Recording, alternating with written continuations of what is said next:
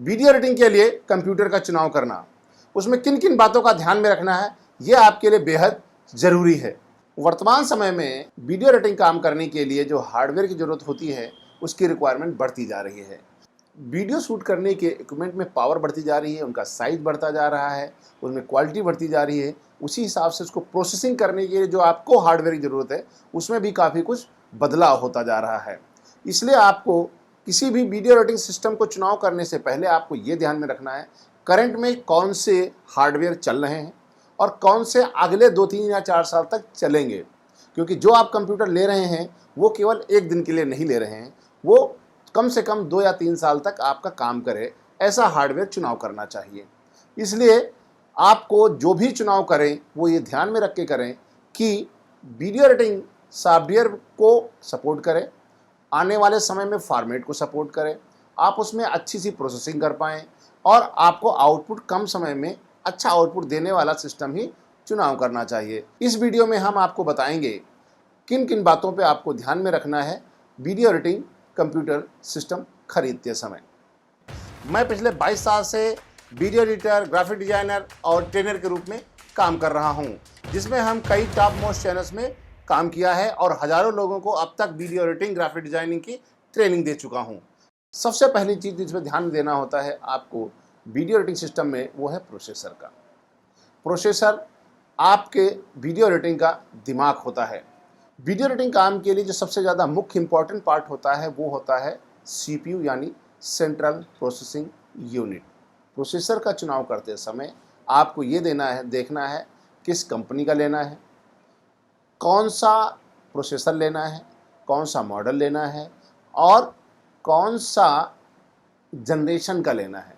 उसके अंदर कोर्स कितनी हैं, कोर होती हैं 6 कोर, 8 कोर, 16 कोर, 12 कोर, इस तरीके से प्रोसेसर में कोर्स होती हैं जिससे आपकी क्वालिटी मेंटेन होती है, उसकी स्पीड बढ़ती सिस्टम की।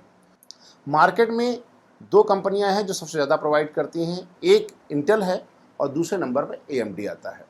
इसमें से आप अपने बजट के हिसाब से किसी प्रोसेसर का चुनाव कर सकते हैं। बस आपको ये ध्यान में रखना है प्रोसेसर जो आज की जनरेशन लीजिएगा वो 6 कोर से नीचे नहीं होना चाहिए और जनरेशन यदि आपको लेना है तो कम से कम 7, 8 या 9 जनरेशन का आप लीजिएगा। i7, i9 प्रेफरेंस में है या i5 भी आप ले सकते हैं। इसी तरह के AMD में भी कई सारे मॉडल आते हैं, उसमें से आप किसी एक का चुनाव कर सकते हैं अपने बजट के हिसाब से। दूसरी बात आती है रैम की। रैम के मामले में हम जब बात करते हैं वर्तमान समय में HD फॉर्मेट में हम लोग काम कर रहे हैं, आने वाले समय में हम 4K के लिए जाएंगे, लेकिन अभी हम HD की बात करेंगे। रैम के मामले में आपको कम से कम 8 GB की रैम लेनी चाहिए और कई सारी कंपनियां हैं, उसमें भी लोकल भी होती हैं, क्वालिटी भी होती हैं, कई प्रकार की रैम्स आती हैं। तो आपको किंगस्टन हुआ, कॉर्सियर है, जीगिल की रैम लेनी चाहिए जिनकी स्पीड कम से कम 3000 मेगाहर्ट्ज़ की होनी चाहिए। तो आपको रैम उसी हिसाब से परचेज करनी चाहिए, क्योंकि रैम का बहुत ज़्यादा इम्पॉर्टेंट रोल करता है कि आपकी प्रोसेसिंग के लिए बहुत ज़्यादा ज़रूरी होती है। टेम्परेरी तौर से जो फ्रेम आपको प्रीव्यू के लिए दिखाई पड़ता है उसमें रैम बहुत अहम रोल अदा करता है, क्योंकि वो उसकी रेंडरिंग जो है, जो रिक्वायरमेंट, जो इन्फॉर्मेशन है ना, वो आपके रैम के द्वारा ही प्रोसेस किया जाता है। तीसरी बात आती है आपकी ग्राफिक्स कार्ड की। ग्राफिक्स कार्ड बहुत अहम रोल अदा करता है आपकी वीडियो को डिस्प्ले करने के लिए, HD में हो, 4K में हो या नॉर्मल 8K के लिए भी आप बात कर सकते हैं। लेकिन वर्तमान समय में केवल HD की बात करेंगे, NVIDIA या AMD का किसी का भी आप ग्राफिक्स कार्ड ले सकते हैं। कम से कम 2 GB और DDR5 तो लेना ही चाहिए। वर्तमान समय में कई सारे मॉडल्स उपलब्ध हैं जो आपको ये चीज़ प्रोवाइड करते हैं। यदि आप जाते हैं NVIDIA में 710 सबसे बेसिक मॉडल होता है, GTX 1660 Ti और 2080, 2090, 2070, 1050 Ti, 1060 Ti, इस तरीके से कई सारे मॉडल उपलब्ध हैं मार्केट में, किसी को भी आप परचेज कर सकते हैं अपने बजट के हिसाब से। स्टोरेज वीडियो एडिटिंग में बहुत ज़्यादा अहम रोल अदा करता है, क्योंकि स्टोरेज के लिए जहाँ पर आप वीडियो एडिटिंग के लिए फुटेज रखते हैं वो एरिया होती है स्टोरेज की। स्टोरेज 2 प्रकार के यूज़ किया जाता है, एक आप ऑपरेटिंग सिस्टम के लिए यूज़ करते हैं, एक आप फुटेज को रखने के लिए यूज़ करते हैं। तो ऑपरेटिंग सिस्टम वाली जितना भी आपको डेटा है कम से कम SSD में होना चाहिए, यदि आपके बजट में है तो SSD आप उसको परचेज़ कर लीजिए। हार्ड ड्राइव जो इंटरनल होती है वो उसकी स्पीड SSD से काफ़ी कम होती है, तो ऑपरेटिंग सिस्टम के लिए कम से कम आप SSD परचेज़ कर सकते हैं 256 GB की, और यदि 500 GB की ले सकते हैं तो बेटर ऑप्शन है। डेटा रखने के लिए जो आप डेटा होता है फुटेज का, उसको रखने के लिए या आप SSD ले सकते हैं तो बेटर है, नहीं तो 1 TB या 2 TB की हार्ड ड्राइव भी लेकर के आप यूटिलाइज़ कर सकते हैं। लेकिन उसमें ये ध्यान देना है, जो भी आप हार्ड ड्राइव परचेज करेंगे उसकी स्पीड कम से कम 7200 RPM वाली हार्ड ड्राइव होनी चाहिए। हार्ड ड्राइव कम से कम आपकी 7200 RPM से कम की किसी भी हार्ड ड्राइव को यूटिलाइज़ नहीं करना चाहिए।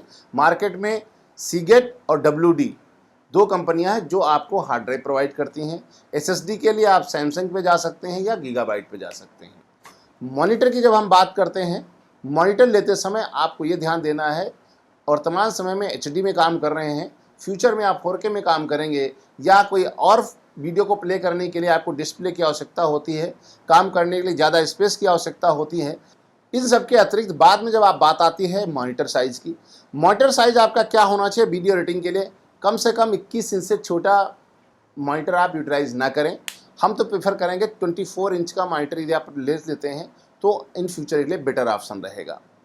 यदि आपके बजट में है तो 27 इंच भी ले सकते हैं, लेकिन मॉनिटर में कई सारी कंपनियां हैं, डेल है, HP है, बेंक्यू है, किसी भी कंपनी का आप मॉनिटर परचेज कर सकते हैं। अब बात करते हैं पावर सप्लाई की। पावर सप्लाई 550 वाट से नीचे नहीं लेना है, उसके ऊपर आप 650, 750, 850 तक आप पावर सप्लाई ले सकते हैं। उस पावर सप्लाई के क्षेत्र में भी कॉर्सियर, गीगाबाइट और कूलर मास्टर मार्केट में बहुत सारे कंपनियां हैं। ये 3 कंपनियां मेजरली आपको मिल जाती हैं। इसके अलावा एक और सबसे ज़्यादा अहम रोल अदा करता है, वो है मदरबोर्ड।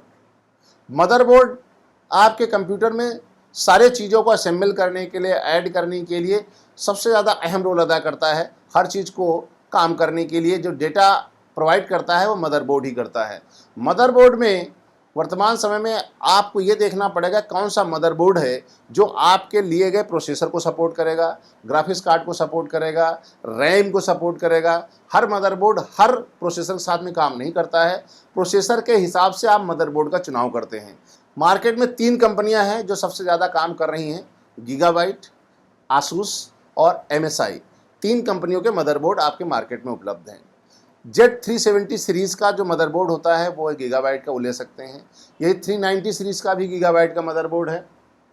MSI का Z390 सीरीज़ है और आसूस का X570 सीरीज़ का भी मदरबोर्ड आप ले सकते हैं। कई सारे मदरबोर्ड हैं, उनमें से किसी का भी आप चुनाव कर सकते हैं। एक चीज़ और ध्यान में रखनी पड़ती है कि जब आप कंप्यूटर सिस्टम लेते हैं तो को एक्सपेंड करने की क्षमता कितनी है आपके पास, उसको ध्यान में रख करके भी लेना चाहिए। यदि आपको ज़रूरत पड़ती है, जैसे हार्ड ड्राइव को एक्सपेंड करना पड़ जाए, रैम को एक्सपेंड करना पड़ जाए या आपको कोई जनरेशन अपडेट करना पड़ जाए, तो मदरबोर्ड, प्रोसेसर इस तरीके से लेना चाहिए जो आने वाली टेक्नोलॉजी को सपोर्ट करने के हिसाब से बनाया गया हो। इसलिए उसको एक्सपेंड करने की क्षमता होनी चाहिए कंप्यूटर में। इस तरीके से आप कैबिनेट का चुनाव करें, पावर सप्लाई का चुनाव करें, प्रोसेसर का चुनाव करें या आप अन्य चीज़ों का भी उसी हिसाब से चुनाव करें। क्योंकि वीडियो एडिटिंग कार्य करते समय हो सकता है आपको कई सारे हार्ड ड्राइव की 5 हार्ड ड्राइव या 6 हार्ड ड्राइव को एक साथ लगाना पड़े, तो उसमें पावर सप्लाई ज़्यादा लगती है, स्पेस ज़्यादा चाहिए, कूलर का सिस्टम में ज़्यादा जोर पड़ता है, तो कूल करने के लिए फैंस ज़्यादा चाहिए होंगे, उसके लिए स्पेस है कि नहीं है कैबिनेट में। तो ये कई सारी चीज़ें आपको ध्यान रखनी पड़ती हैं। इसके अलावा कैबिनेट लेते समय भी आपको कोई चीज़ों ध्यान रखना पड़ता है। वीडियो एडिटिंग की रिक्वायरमेंट कुछ अलग होती है नॉर्मल कंप्यूटर सिस्टम से, तो उसमें यदि आप चुनाव करते हैं तो उसमें आपको USB 3 या 2 आपको देखना पड़ेगा। जो पोर्ट है वो USB 3 का होना चाहिए। USB 3 का पोर्ट फ्रंट में है या नहीं है, और कई सारे रिकॉर्डिंग के लिए ऑडियो प्लगइन, डिस्प्ले ऑप्शन के लिए कई सारे ऑप्शंस होते हैं। वो सारी चीज़ों को आपको ध्यान में रखना पड़ता है कि ये चीज़ आपके अंदर है या नहीं है। ये हमारा वीडियो आपको पसंद आया हो तो लाइक कीजिए, ना पसंद आया हो डिसलाइक कीजिए। यदि हमारे वीडियो में कोई चीज़ आपको अच्छी लगी हो तो कमेंट करके ज़रूर बताइए, इससे हमें अच्छा लगेगा। और यदि आपको लगता है कि कमी रह गई तो कमेंट कर दीजिए, हमें उसमें सुधारने का मौका मिलेगा। यदि आप हमारे साथ जुड़े रहना चाहते हैं तो हमारे अन्य सोशल मीडिया प्लेटफॉर्म पे हमारे साथ जुड़ सकते हैं, जैसे फेसबुक, इंस्टाग्राम और टिकटॉक, सब पर भी मैं मौजूद हूँ। यहाँ मुझे फॉलो कर सकते हैं। वहाँ पर भी हम ग्राफिक डिज़ाइनिंग, वीडियो एडिटिंग से संबंधित कंटेंट डालते हैं। वहाँ आपको बहुत सारी नई जानकारियाँ मिलती रहेंगी। इसके साथ ही ये हमारा वीडियो यहीं पे ख़त्म होता है। देखने के लिए धन्यवाद। मिलेंगे अगले वीडियो में। Thank you very much.